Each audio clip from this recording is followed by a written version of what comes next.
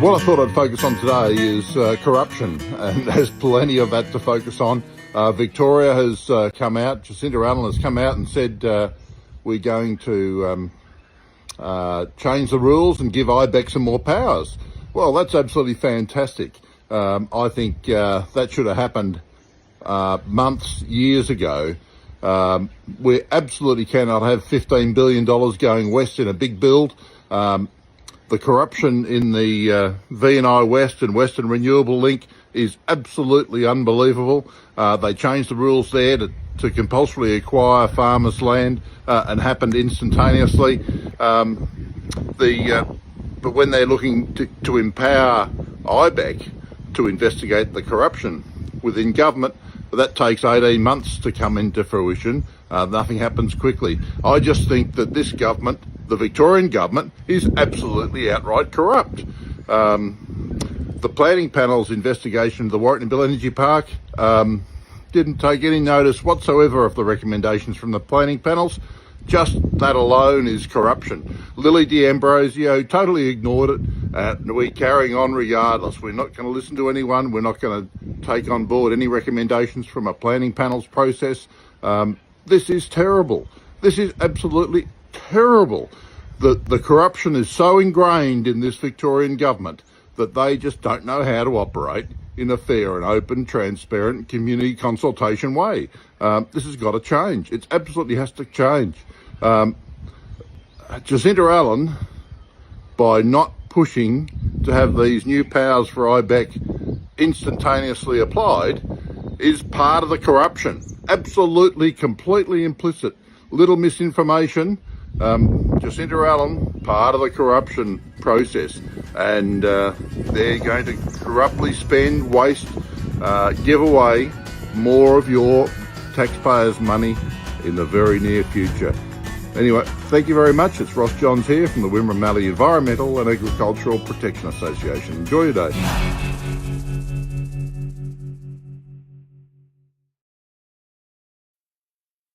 Is Tamworth's water security important to you? Then you need to know what's going on up here in the Dungowan Valley. The Dungowan Valley is home to the Dungowan Dam, one of Tamworth's main sources of drinking water. And the town water pipes that carry that water into town run underneath our properties. We're here to warn you that a foreign company wants to get its hand on the dam and those town water pipes. A company called EDF, which is owned by the French government, wants to build a pumped hydro power station up here in the valley. They told council they want a water allocation out of Dungowan Dam. They also said they want to pump water out of the town water pipes to use for their power station. These pumped hydro plans put Tamworth's water security at risk, and that affects all of us. On Tuesday night, on the 2nd of June, that's next week, Tamworth Council will vote on a motion to protect the town water assets in the Dungowan Valley. The motion makes it clear that the dam and town water pipes are off limits for a private pumped hydro project. Tamworth councillors often say that water security is their highest priority. Well, Tuesday night's vote is their chance to prove it. We'd like to see the councillors vote unanimously to send a strong message that Tamworth's water supply is non-negotiable. And our water security is not for sale. So please, if you can, come along to the meeting. Together, we can protect Tamworth's water security.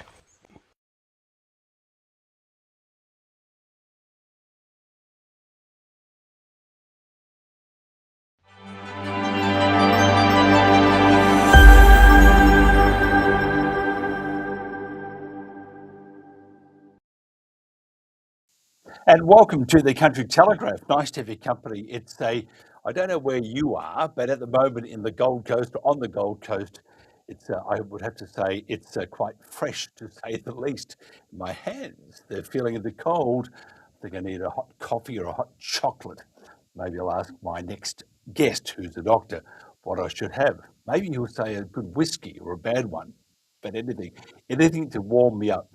Before we get into our next guest, our first guest for the hour, just looking at what's making headlines around Australia, dairy leaders have warned some farmers face going into deficit or shutting up shop after the biggest milk processors offered flat opening prices. Victorian Treasurer Jacqueline Symes has failed to publish how the $1.5 billion emergency services levy is allocated, despite a promise to do so annually. What? You mean there's a politician out there that's not telling us what's happening? I'm shocked. Autumn has delivered for major farming districts with above average rainfall across many regions, although much of it didn't arrive until late May, but better late than never. The Nationals will launch a new private members bill to force the Victorian government to assess farming impacts before approving renewable energy transmission and mining projects. And finally, to find out more about what's happening around this great country of ours, subscribe to the Country Telegraph. That's us on either YouTube or Rumble, or follow us on Facebook and X, which we are live at the moment. My next guest, and my first guest for this hour is, well, let me read this part first. He has a long list of credentials, and I'll read some of those out. The Australian College of Rural and Remote Medicine, which is ACRRM or ACRRM, is accredited by the Australian Medical Council for setting up professional medical standards for training, assessment, certification and continuing professional development in the specialty of general practice. Now, they are the only college in Australia dedicated to rural and remote medicine and play an important role in supporting junior doctors and medical students considering a career in rural medicine. They are committed to delivering sustainable, high-quality health services to rural and remote communities and are very, very important. Dr. Rod Martin is president of the ACRRM and has been a rural generalist for nearly 20 years. He's been a senior lecturer in rural medicine and critical care since the foundation of the UNE School of Rural Medicine. Now, Rod teaches and continues to many of the courses offered by ACRRM. First of all, Rod, thank you for joining us. Thanks, Mike. Thanks for the opportunity. And a long intro there, but I have to say we always read about the bush missing out on many of the things the big smoke has, and I have to say that with what I've just read out, anybody going through the above is truly well qualified. Can you get enough though who want to be doctors and medical personnel for the bush? Look, Mike, ACRRM is the shortest way to say it. ACRRM has long advocated, 20 plus years, to have more and more students and junior doctors have access to the product that we've built over 20 years. It's pretty difficult to find out exactly what the numbers are that rural Australia needs, or rural and remote Australia in fact needs, to be able to change those numbers up. And so certainly the endpoints that we've built out over that time, and certainly it's been a busy past 12 months where we finally got effectively specialist recognition for the college. Now we've spent a fair amount of time going to government and saying we need at least 500, for example, is the usual first maximum number that we'd say that we should be looking at to be able to start to fill the breach that we know exists across rural and remote Australia. Yeah, it's pretty wild, isn't it? But can you explain to me? I've never heard of a generalist before. What actually is a rural generalist? Is that a doctor? Oh yes, yeah. So rural generalist, in its initial iteration, the way that it's been defined by rural doctors, effectively over the last 5 to 7 years now, there are 5 components that should be recognisable in the rural generalist in lots of rural towns that your audience will be watching and listening from now. So So predominantly it's based in primary care. It started in primary care, so that's a general practice like you would expect to go and get your blood pressure checked and have your prescriptions done. It's secondary care, so it means that same doctor will admit you to hospital in your rural town if you've got a hospital there. We look at the health of the community as well, and look at that population health. So that's the third pillar. It'll be the same person that you'll see in the emergency department after hours, or if you come off your quad, or if you roll over and sprain an ankle, any of those sorts of things that happen in an emergency setting. And then often the secret sauce is there are at the moment 12 different specialty areas that a rural generalist can be additionally qualified in, and it's part of, for our college anyway, it's certainly part of the core of what we expect a rural generalist to be able to do. So in my case, I do anaesthetics and obstetrics. I've done an extra couple of years of training to be able to do that. And I do emergency medicine as well. And we've got things far and wide from those type of things to mental health to paediatrics. So palliative care is one of our newest ones.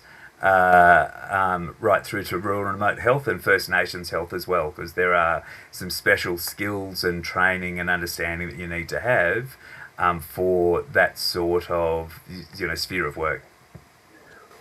When it comes to Australia, and I've read this in always a little sprinkling of a small story or a couple of bylines about the situation in Australia, it does seem that we're becoming a two-tier medical country. When medical country, there's another phrase for it, but we have more for the cities and less for the bush, and that divide is becoming greater. How do we stop that? How do we actually put a halt to that divide? Because if it keeps going that way, it will almost become, if you get crook in the bush, you're in deep doo-doos, and so we do need more doctors, don't we? Well, look, we need more doctors, and doctors can't do that job alone. They need nurses and allied health and the other important support staff to make sure that full services are delivered. We're not saying that you need a brain surgeon in every town. We're saying you need a doctor that's available for most of the third of Australia that don't live in capital cities and coastal areas. There's the National Rural Health Alliance over the last couple of years has commissioned a report that looks at the underspend, and there's about an 8 point. There's about, I always treat it and sometimes say it as, rural Australia's got about $8.5 billion sitting in the bank that we could reasonably have spent on the people that live in this third of the country, and that equates across the country to about a bit more than $1,000 across all of rural Australia, and in the most remote areas it's heading towards $5,000 in terms of the money that should be sitting in the Medicare coffers available for us to have spent on us, but it doesn't happen. It doesn't reach that far. Similarly, and I in the last budget, it's great that governments are still able to make investments into health across Australia. It just needs to be an even and fair spread of that expenditure. It's not good enough that 4 out of 5 Australians have access to an urgent care centre in Australia, because that means that 1 out of 5 Australians don't have access to that same ease of access and level of care. And look, that gets reflected in health outcomes for people living in rural and remote Australia. We die younger, we die of things that are preventable, we die from more injuries. And unless there are people placed and available to those communities, because the communities are paying their money for it, then that's going to continue to get worse. Yeah, it's a real problem. I mean, I'm from the bush. I always mention this. I'm a terrible bushie. I left as soon as I could. I need to have a smell of carbon monoxide. Live near a freeway for a while, as you do. But I'm just thinking though, how do we encourage doctors or medical personnel to move to the bush. It can be, some people just fall in love immediately with the bush and what it has to offer, and the community that's there. But others find it quite alarming that you're a long way from the fresh breath of carbon monoxide, or plugging in your EV and not having to wait for a truck to come by to start you up. How do we get them to? How do we promote? There's something. How do we promote and market this attraction of the bush, and encourage doctors and other personnel to become part of those communities? Look, we need to make sure that the opportunities are available for people to go and work in the ways that they want to work. We know that the doctors that are out there often have some different personality characteristics. They tolerate risk a little bit better, and that's not to say they're cowboys. They will also have a better tolerance of uncertainty. And they're often quite adventure seeking. So most of the rural generalists that I know that we talk to, very frequently, want and need that diversity of practice. So what you've got to do is have it that great, we can train them, but they've got to have places to go to work, to practice the things that they need to do, and have good solid opportunities to live not just the lifestyle of living in rural and remote Australia, but also practice the broad range of medicine, the broad range of skills that really only rural generalists are sort of geared to bring. Can you tell me how do you see the future of healthcare in rural and remote areas of Australia? I mean, even just if you're looking, look forward, say maybe 5 years, because we've just had a budget through, and so what's your views on the budget, and how do you see are we going to become worse or get better? Certainly, if we get 2 or 3 budgets like the last one, then the challenge is going to be that rural and remote health for Australians is going to potentially get worse, because we need to continue to grow the numbers. We know there was a release last week of the intentions of medical students as they finish medical school, and that year on year keeps on increasing. It's jumped by sort of nearly 2% over the last 12 months, and that translates to the sort of numbers that we see need to be moving to those areas. And there are some great examples. There are some towns in Queensland, for example, where services that were lost, that often when you lose something like an obstetric service, it never comes back. Well, there are some towns and some governments that are pushing to reopen, the ability to deliver close to home and have your care close to home. And so we need to see that happen, across Australia, with and make use of this fantastic skill set, biased he is, that ACRRM Rural Generalists can provide, in no matter what setting they choose to go to. And just finally, do you think the government should be partnering or could partner with more private organisations to deliver or fund healthcare? Certainly, there's certainly some infrastructure issues that are often a challenge. There's the lack of even simple things like housing and childcare was one of the things that we'd gone to government in our last election pledge, and so election request. The larger agricultural companies and mining companies and companies involved with the res, certainly in our district, having them contribute to particularly some of that infrastructure, because it's going to be, their workers that will be looked after by the doctors and health professionals in some of these areas. They can't, they won't go if they've got to live in a caravan. So some dedicated and partnered expenditure. There was some fantastic places when I was as a junior doctor in St George that was a partnership between the local government, the local community, and I think the federal government at that stage, 20 years ago, where junior doctors and medical students had a comfortable, safe place to stay, shared accommodation, but somewhere you could go at the end of hopefully a long and busy day to relax and get ready for the next day. Yep. The bush is an amazing place, and I think we need to sell it a lot more than we are. I think government needs to do a lot more. But the votes are in the city, aren't they? That's what they're going to look after first. Just human nature. I think it's a survival instinct. Look after where the people hang out first, and then we'll consider the rest of the country later on, which is a pretty bad way to govern. If somebody wants to find out more about ACRRM or ACRRM, Rod, how do they do that? Look, nice simple one, acrrm.org.au.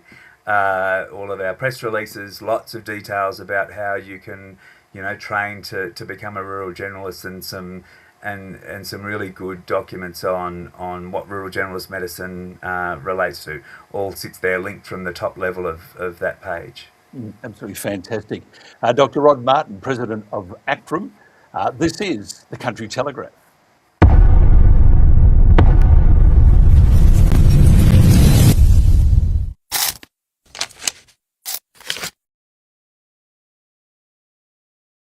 Glyphosate, commonly known as Roundup, is the world's favourite pesticide, and its use has multiplied 10 times since 1990. I was told when I was at university that it was pretty benign, really, that had zero mammalian toxicity, it was completely safe in the environment, and it wasn't dangerous to our health. All those things have turned out to be untrue. It is most definitely not a safe chemical in our environment or in our bodies. It's really a disturbing fact that this pesticide, glyphosate, has been sprayed more in the world than every other pesticide combined, ever. That's what ultimately glyphosate is it's a potent toxin that disrupts the building blocks of life. It's used on the food that we raise our children with and that we think is so healthy for us, and we're consuming residues of this on a daily basis when we eat breakfast, lunch, and dinner, and it's in our air and our water, it's in our rainfall, it's in our own bodies. So we've got a very sick society right now in America, and the healthcare system is about to collapse. I could say that GMOs and glyphosate are probably the major driver of most of the major diseases on the planet right now. The problem is, and this is the problem, we use these products today and the benefit shows up today, but the ugly manifestation comes in a decade or two. So you just don't see what you're doing to your health or to the land or to the ecosystem. And it's a huge list. You mentioned autism, you mentioned non-Hodgkin's lymphoma, we mentioned Parkinson's disease and Alzheimer's. All of those are going up dramatically. And then there's also, of course, the inflammatory bowel, colon cancer, and kidney cancer, liver cancer, thyroid cancer, diabetes, obesity, depression, the ADHD. They knew it could create cancer. They knew it was linked to tumors and other things. They had all sorts of evidence, and it was just on glyphosate alone. There are now hundreds of herbicides and pesticides that are in the marketplace, growing our food and destroying ecosystems. But the granddaddy of all of these by volume and by fame is glyphosate. So they spent years covering up, lying about, and rigging their research to pretend that glyphosate was safe. So glyphosate turns out to be one of the most dangerous chemicals on the planet. My goal was to kill stuff, and I thought of myself that way. And now it's 180 degrees from that. I don't want to kill anything that's naturally occurring in my ecosystem. We cannot tell farmers to go do the right thing. We have to be part of that solution, and we all need to come together and create that.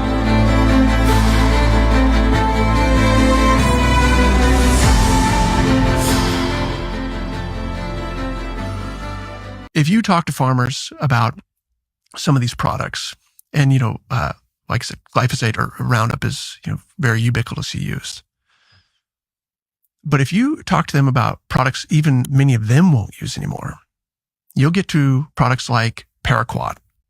Paraquat is it was really originally formulated by Syngenta. Paraquat was used in anti-drug spraying in Latin America. It was very controversial for that. And it'll burn down plants in a matter of hours. But if you're exposed to Paraquat, your chance of Parkinson's doubles. Matter of fact, actually, oh yes, Parkinson's. There's people. That's something you don't want to get. No, and if you go on X and you type in and you just like look at Paraquat, you'll find stories of farmers who just will not use it anymore. They'll tell stories of spraying it and immediately getting that day getting uncontrollable bloody noses. It's a very, very harsh product, and it's still spray. I think the best estimate is about 300,000 acres of land in Iowa use this product. This product is actually used in research settings in mice and rodents to induce Parkinson's. Are you being serious? I'm 100% serious. And our EPA, and this is where the big issue lies, our EPA still allows it. So if we're talking about are these products harmful? We can get into that more, but yes, we know if it doubles your chance of Parkinson's, you're going to have to explain the upside to continue selling that product. I mean, my instinct is you'd ban that today. Just dreadful, isn't it? We're going to have a bit of a conversation with a great journalist, Rob Mallett, to talk about what are they doing to our food we're eating, what are they doing to the farmers, what are they doing to the land, how are they destroying it, is bureaucracy out of control? They are doing all those. Bureaucracy is out of control. With people sitting behind their desk, had a lovely lunch, no zilch about the bush. Most they know, for example, about fire ants, is those pesky things in the back garden. Just terrible. Get out the Mortine. Anyway, that's another story, and I'll keep myself until I talk to Rob. So Rob, hope you're wearing a helmet. Our next guest is Rob Mallett, an award-winning investigative reporter who writes for Australian independent media. He was previously a journo at the Ipswich Tribune and the Australian Advocate.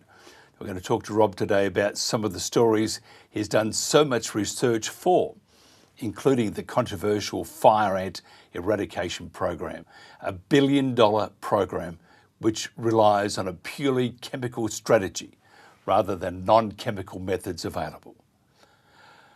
What could and has gone wrong. We also talked to Rob about glyphosate. Hang on, I'll get this one right. I practice it all morning. Glyphosate or Roundup.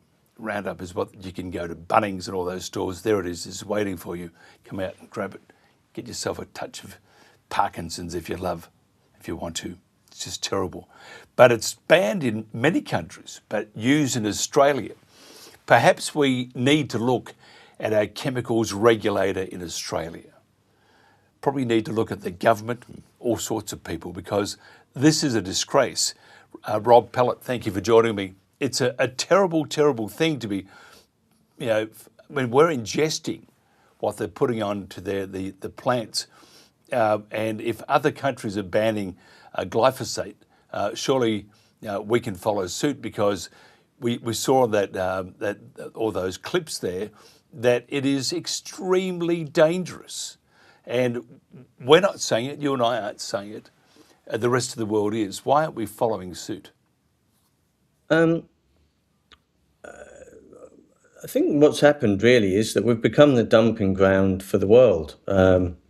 If you look at large parts of the EU, quite a few American states, even Southeast Asia, many of them have banned glyphosate, fipronil, the things that we just constantly, it's allowed that these are used on our landscape. I think the problem that we've got here is that the regulator, the APVMA, obviously it takes fees, and it's sort of it can get quite leaned on quite heavily by the agri-chemical business, and if they're paying the fees, they sort of, it's been alluded to, and there have been reviews into this, that the people who are paying those fees are actually calling the shots, in the background, because not that it's a bribe, but you can see what I'm saying. The other problem we've got as well in Australia is we use the risk-based approach. Now, the risk-based approach to pesticides is that, according to the APVMA, if they're used if the directions are followed on the back of that label, then everything's fine. Go ahead and use it. But in the EU, they use the precautionary principle, which that states there that if there's a likelihood that it could cause cancer, say, then we're not going to use it, and we want more studies. So we can talk about the no-till situation we've got in Australia, because we've got because our soil breaks up easily and there's drought. It's easier sometimes to use, easier and cheaper to use something like a glyphosate rather than plough up the soil and whatever else, and lose a lot of soil to erosion. So which can help with obviously fertility. But so that's where we're at, really. There's so much that I've come across, especially since meeting the great Trevor Hold, when I stumbled across the fire ant situation. And like all of us, none of us deny that fire ants are a problem, but we want proper debate. We would like people to sit down with us from the government and actually talk about the best way forward, rather than just this blanket policy using lots of stuff, lots of chemicals that are banned everywhere. If I can just add, what sort of piqued my interest in this was there's a Griffith University study, and it says 60% of Australia's highest volume pesticides are completely banned in the European Union. So we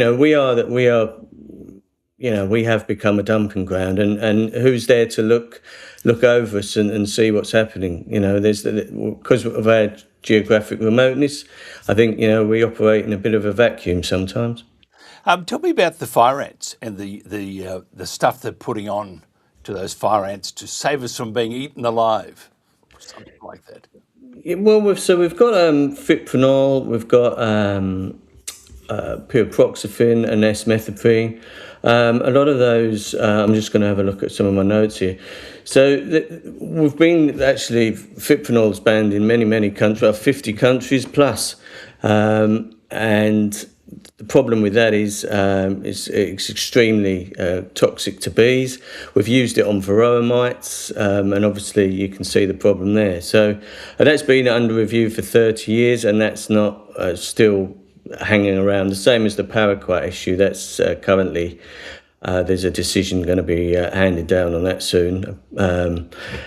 30 years. How long does it take to do a review when both of these are frowned upon in so many other countries? I was just going to look at some of the what we've got here for so fipronil. So fipronil, highly toxic to birds, crucial and pollinators like bees. That most of us know that. The point that most of us who've been sort of following this know that. But the thing that sort of gets me here is that it's the data black hole on this, because there's no publicly available data set on how these, what this is doing to the landscape long term. You've got pyriproxyfen, that disrupts the development of non-target insects, the good bugs, and it causes massive damage to aquatic ecosystems, even in tiny amounts. And it's been found that these have been used against the permit, as probably some of your guests have pointed out. So that's not actually following the APVMA the way that the way they rule that these can be used. So the fact is that because they're so non-specific and non-target, they move across the food chain, and we've got the build-up of the PFAS as well. It's in some of those fire ant baits, the forever chemical. There's massive. We could be facing a real crisis in years to come because, some of these are sort of relatively new. If the fire ant program stepped up, Trevor's only been treated since 2019 out in Adair. So, what's that going to do in the long term? And the application of this, it's almost like Agent Orange, but this time for ants. And I'm going to be careful what I say here because I don't want to call from the government, but it would seem that not only are they, and that we don't know the success rate, but we imagine the success rate is not very great at the moment. But in trying to knock that terrifying carnivorous ant that's going to take you away and bury you, it's also doing damage, though, not only to the ant, it's doing damage to the environment. Are they, careful again, Michael, but are they being secretive in what they're doing? Is this almost like, do we need somebody from the state government to have a gold tooth, or someone to say, because we don't have a whole lot of information coming out.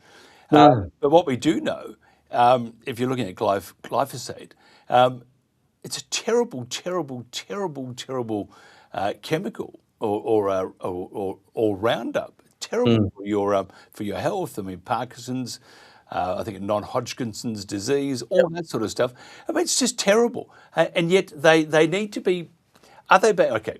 Is the government being very secretive and they're being a bit slippery when it comes to the application of knocking the carnivorous and human-eating ant called the fire ant?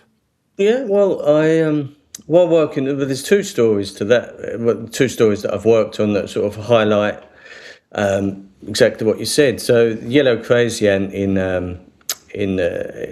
Cairns, around Cairns, Townsville, that's being treated. It does get treated with drones with fipronil. And I looked at some of these studies, and it said, it's creating a sheet of fipronil if a helicopter sprays it over, or whatever else like that. So, and that's obviously absolutely, wipes the bees out. So there was one picture I saw on a Facebook site, and it showed all these green ants, which are very, essential part of the food chain up in Cairns, or as all native ants are, the things they do. So this guy came out and he posted a picture, all these green ants, thousands of them dead. And he said, I wonder why this is. And a few people had a bit of a joke that they'd had a war with the other ants. And I said, do you know that this program is even going on over your heads? And so I had a chat with a couple of them, and they said, it's a couple of the people up there. There was a beekeeper, and they said, all my bees have died.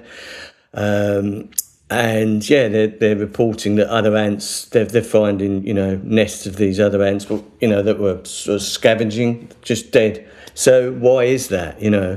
I don't suppose I could say categorically, but it does raise the question.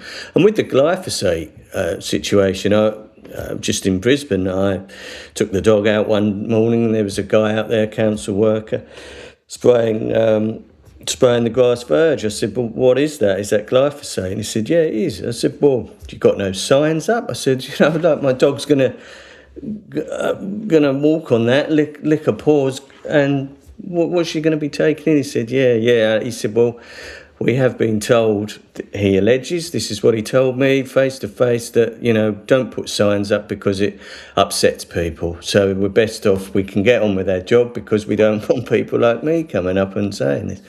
And then I said, do you, and what about if you're in the park? He said, yeah, same thing. He said, we don't put signs up. So you could be in there with your bubba or your pet, and you'll be sitting on that and you wouldn't know. And these things are really quite.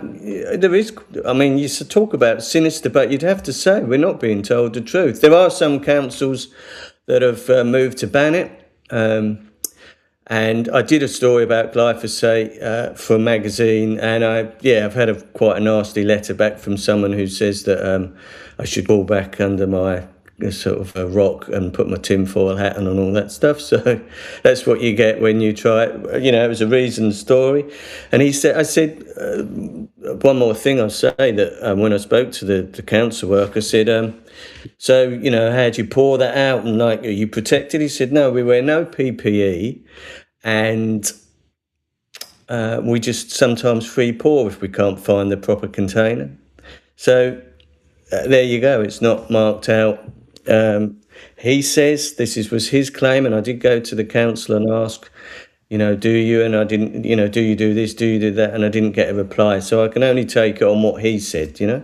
So yeah, there are some maybe nefarious reasons behind it. Probably most of it's money and cutting costs and things like that, you know. But yeah, anyway, yeah.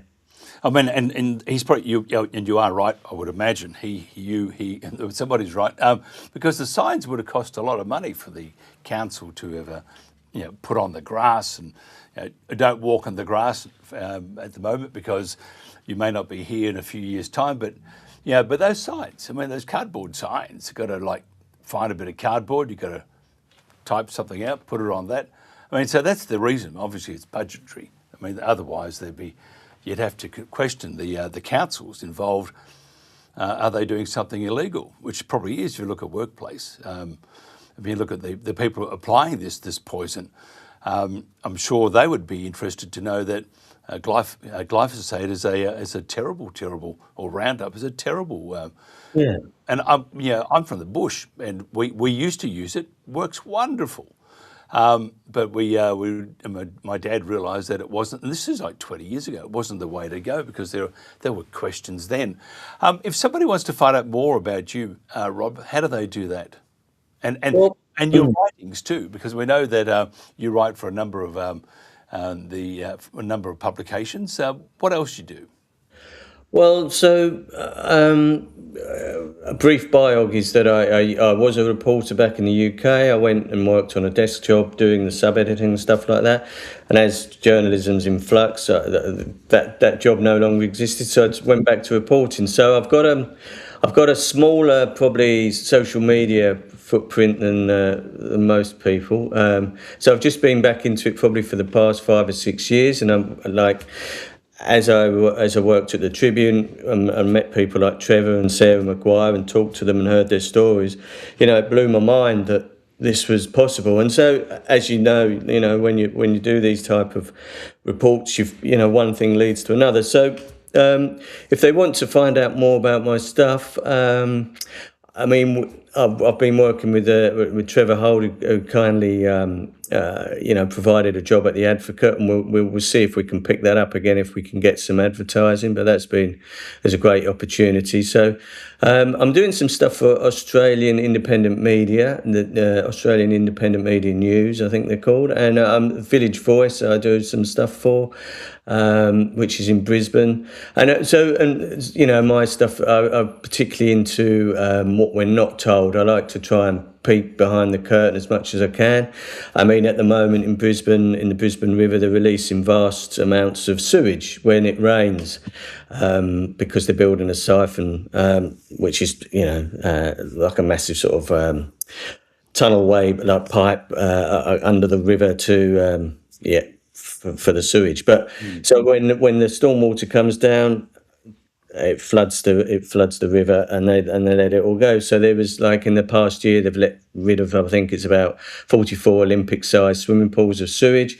There's lots of turtles washing up dead around Moreton Bay. So people are sort of, no one's saying that is the reason, but yeah, there's so many things that are that we don't get told, and that if you just take. If we just take a few seconds, it's not easy for someone else to do that. I mean, the guy that's been really great, Stop the Sewage, SEQ, Adam Bowden, he's got an RTI out. So, yeah, they're the type of things we're covering, really, you know.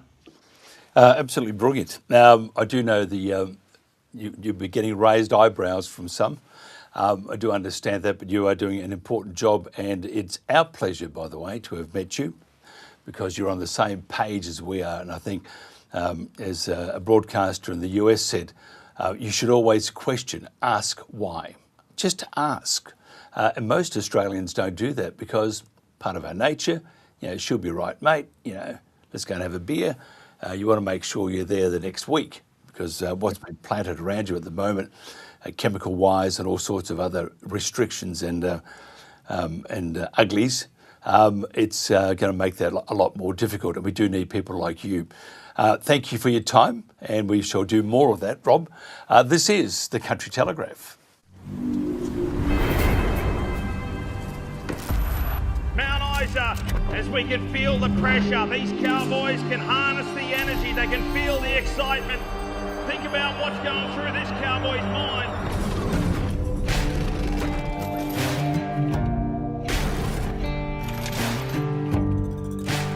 The gate opens and you see the bull coming out. Honestly, I just hear silence.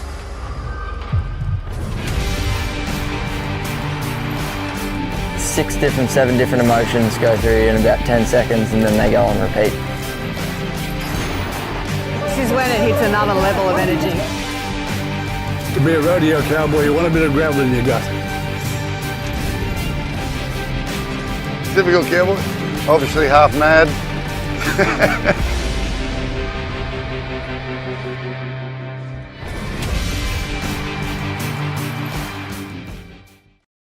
So here we go. Here's the epitome of stupidity. We're about to blow Liddell up. It's a case of, there we go, blow it up. There goes it. That's what we're doing to the power grid. Could have refurbished it. Just want to say thanks to everyone who signed the petition so far. We're up to about 1,800 signatures. So if you haven't signed it, can you please have a look at it? We'll put the link in. Sydney is in the middle of a data centre construction boom, and you may have noticed one popping up in your local area. The site what fresh produce means to me, it's seasonal. So it's at Christmas time, it's mangoes. In springtime, it's stone fruit. That's what fresh produce means to me.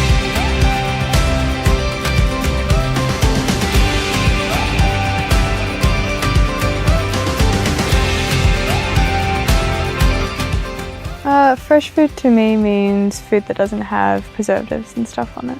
One of those green things. It means healthiness, probably, like to me personally. It means quite a lot to me because I don't want to actually have dirty food. Health, variety. Well, all food means everything to me. Fresh food. What is it you can't say? The hills are alive with the sound of Albo's bullshit.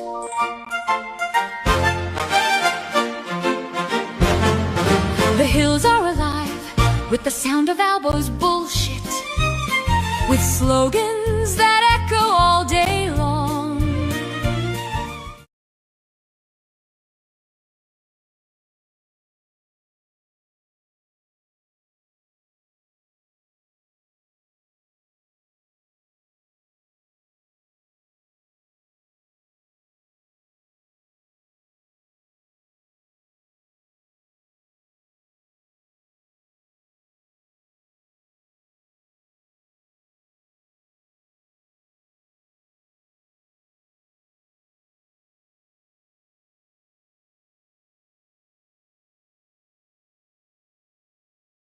Sydney is in the middle of a data centre construction boom, and you may have noticed one popping up in your local area. The sites are critical for our digital world, but concerns are now being raised about how much power and water they use. What you're looking at is the engine room of the digital economy.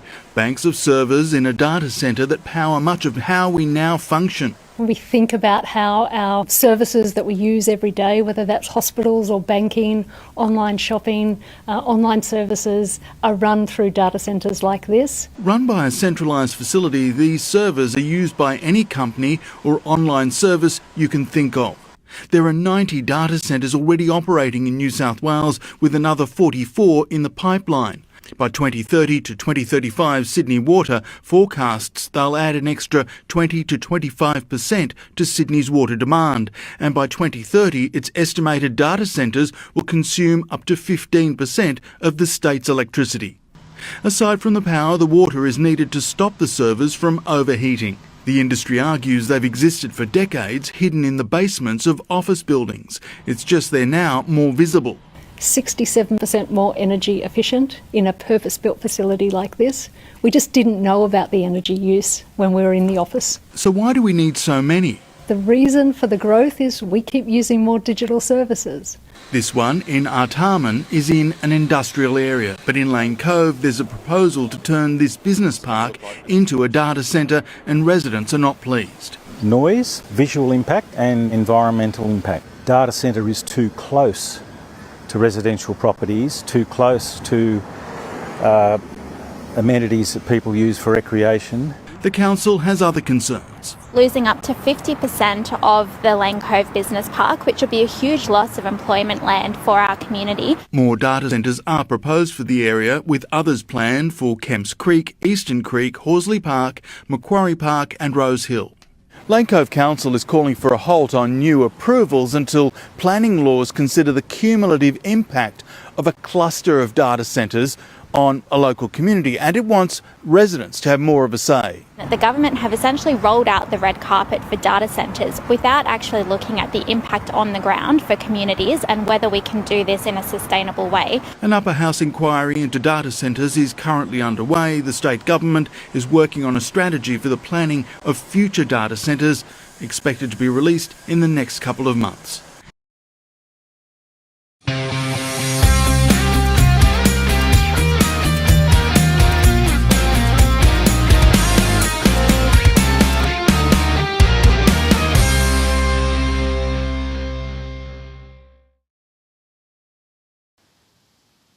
And don't you love the internet? It just froze. I wasn't going to do that. I thought that was very childish. But we're back. We just had a complete, everything stopped, just froze. We're living in the lucky country. Now, the Burdekin is one part of the lucky country, and it's one of Australia's richest agricultural regions.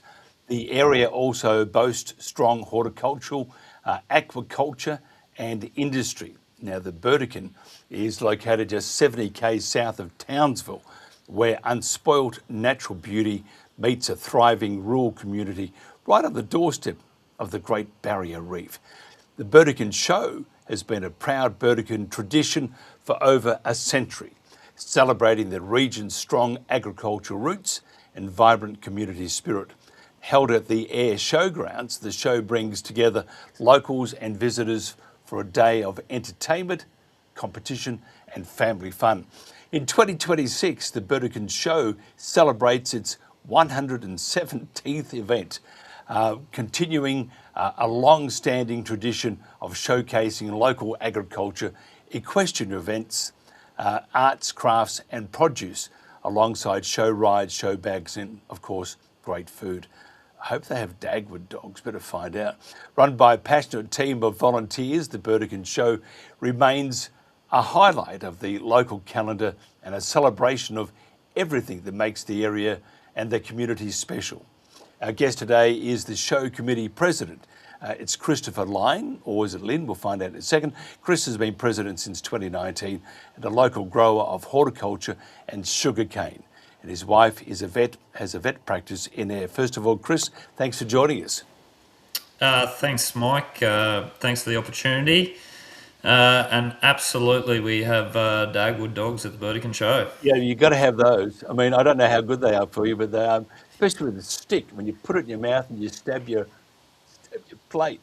But they're magnificent. I think they are one of God's gifts. Who needs lobster, prawns, great steak. We want a Dagwood dog. Tell us about the show. And by the way, is it Lion or Lynn, your last? Lion, yes. That's what I thought it was too, but my wife's called Lynn with two N's. I'm thinking, oh, hello, I better get this one right. Tell us about the show. What can we expect this year? So the Burdekin show, as you said, has been going for 117 years. So it's been around for quite a while. I've been the president for about 7 years. So yeah, I've still got quite a lot to learn. But we've got the traditions that we have every year. Obviously the fireworks. We've got the horses, sideshow alley, and yes, of course, we've got Dagwood dogs. And this year we've actually got some quirky little events this year. We've got the Dashhound race. We've got a Stockman's challenge, a dog high jump, watermelon eating contest. We just thought we'd get a bit more of a local feel about it rather than hiring really expensive entertainment. We just thought we'd get a bit of a local feel for it. We actually, the reason for doing this is we held the Dashhound race probably 2 years ago, and I was absolutely shocked with how much interest it got. So we made up a little ring to fence it all off, and it was literally 5 deep to watch. That's incredible. And I mean, it's an amazing, I was sort of worried, what if they go everywhere? But actually, that's the whole thing of it. So it's literally you let the Dashhound go, and they go absolutely everywhere, and quite entertaining. Yeah, are you sure after a few beers, and I'm saying that you would have a few beers, they could have been Dagwood dogs? Because they look very similar, don't they? Yeah, absolutely. I don't know what they'd think about that, where the stick goes. Whoops, yeah. Do that to me. Tell me about your area, Burdekin. Tell me, because everyone knows where Townsville is. I know where Burdekin is. I know a bit about the area. What makes it so special to Australia? So it's about an hour below Townsville, and about an hour above Bowen. 2 hours above the Whitsundays, and about sort of 5 hours below Cairns. So we're right on the coast, and we have I suppose such a abundance of water and a rich farming community and enterprise here in the Burdekin.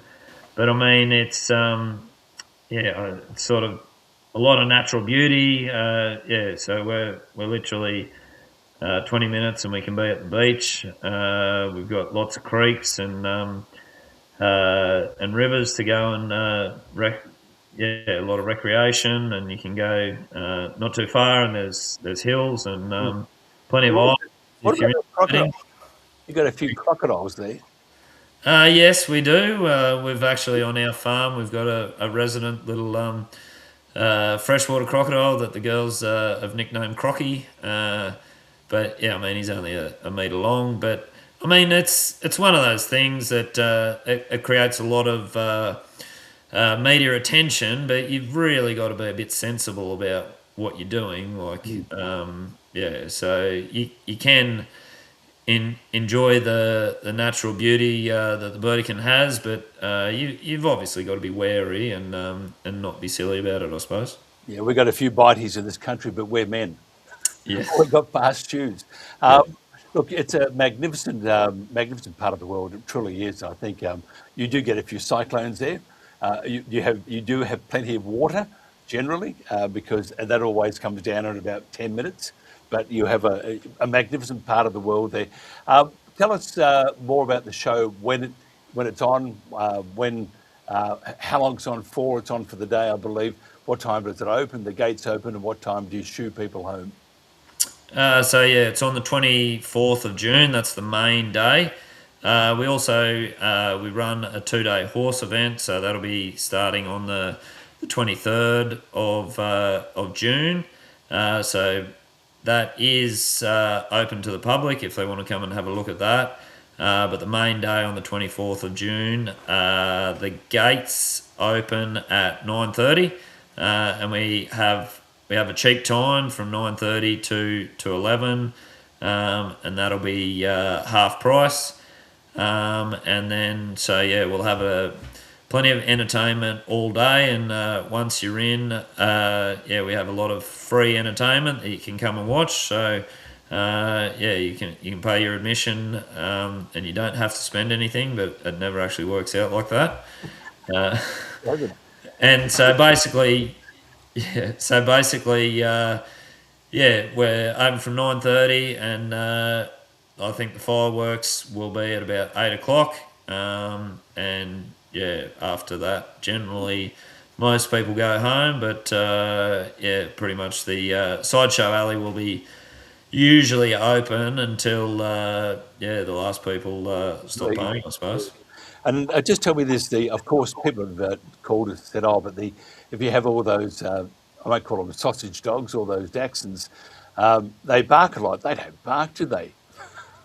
Absolutely not, no. You're a liar, but I love it. And by the way, if somebody wants to find out more about it online, how do they do that? Yeah, so we've got a website, so burdekinshow.org. So just jump on the website and have a look, and you can also follow us on the socials. So we've got regular updates on Facebook and a bit on Instagram. If you want to follow us, you'll be able to find out all about it. Absolutely fantastic, and I don't know what's worse. Actually, I do. I mean, to be around. How many sausage dogs? I mean, Dachshunds do you have in that race? Because I'm picturing these dogs. You wouldn't say bang off you go, but they would run around barking and wanting to nip people's ankles, and I mean that would be something out of Monty Python. Well, I suppose that's the entertainment part of it. So generally so last year we had 16 dogs, so we ran 4 heats of 4 and then a final at the end. So you've just got a starting line where one owner will hold the dog, and they'll have to have another participant at the finish line to catch it. And basically we say ready, set, go. And sometimes the dogs don't know what to do, and they'll sit there and look, and then other times they'll run to within a metre from the finish line, and they'll turn around and come back the other way. And then and we did one year we had the gate was accidentally left open, and we had a couple of escapees for a while. So it is, and that's the beauty about it. It's just so entertaining to watch it. Magnificent. Christopher Lyon, thank you so much. Burdekin Show, place to be. Earmuffs suggested. Thank you for your time, Christopher, too. This is the Country Telegraph. We'll catch you again tomorrow, same time, same channel. Hopefully it will continue without stopping. We'd like to thank our provider, EV Mux. Again, they've done a magnificent job not.